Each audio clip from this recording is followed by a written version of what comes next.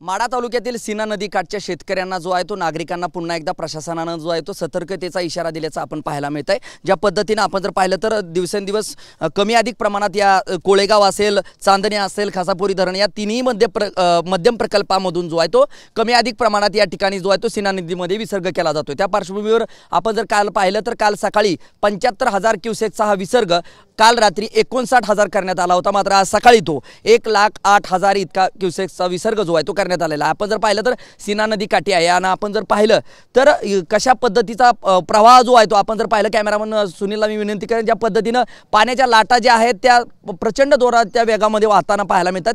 ज्या पद्धतीने प्रशासन सातत्याने सांगते, प्रशासनाच्या वतीने ज्या प्रमाणे आवाहन केले त्यानुसार आता नदीकाठचे शेतकरी असतील, नागरिक असतील ते देखील आता जे आहे ते स्थलांतरित होताना पाहायला मिळत आहेत। जवळपास 3,600 नागरिक जे आहे ते त्यांचं स्थलांतरित झालेलं आहे आणि प्रशासनाच्या वतीने जे आहे ते जवळपास 13 निवारा केंद्राच्या माध्यमातून जे आहे ते या पूरग्रस्त बाधित जे आहेत ते नागरिकांची सोय जी आहे ते निवारा केंद्रामध्ये केली जाते। काही निवारा केंद्रामध्ये नागरिक राहत आहेत तर दुसरीकडे काही नागरिक जे आहेत, शेतकरी जे आहेत ते आपल्याच गावातील नातेवाईकांकडे इतर गावकऱ्यांच्या घरामध्ये राहत असतानाचं चित्र आपल्याला पाहायला मिळतंय। एकीकडे नागरिक जरी स्थलांतरित होत असले, पुराचा धोका जरी नागरिकांना कमी असला तरी दुसरीकडे मात्र याच शेतकऱ्यांचं, ज्या शेतकऱ्यांचं हातबल झालेल्या शेतकऱ्यांचं नुकसान जे आहे ते प्रचंड प्रमाणात झालेलं आहे आणि दुसरीकडे त्याच प्रमाणामध्ये आता शेतीचं नुकसान देखील अधिकच होणार आहे हे मात्र नक्की। ज्या पद्धतीनं याच्या पुढच्या काळामध्ये पुराची दाहकता आणि संभाव्यता संकटाचा सामना जर करायचा असेल तर त्या पार्श्वभूमीवर माढा तहसील प्रशासनाच्या वतीनं जे आहे ते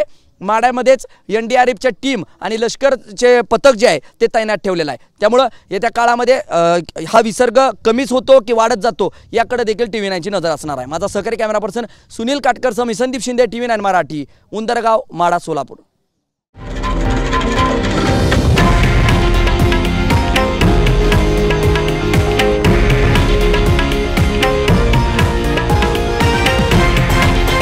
हे आहे देशातील नंबर 1 न्यूज नेटवर्क आणि आपण पाहत आहात TV9 मराठी, एकमेव।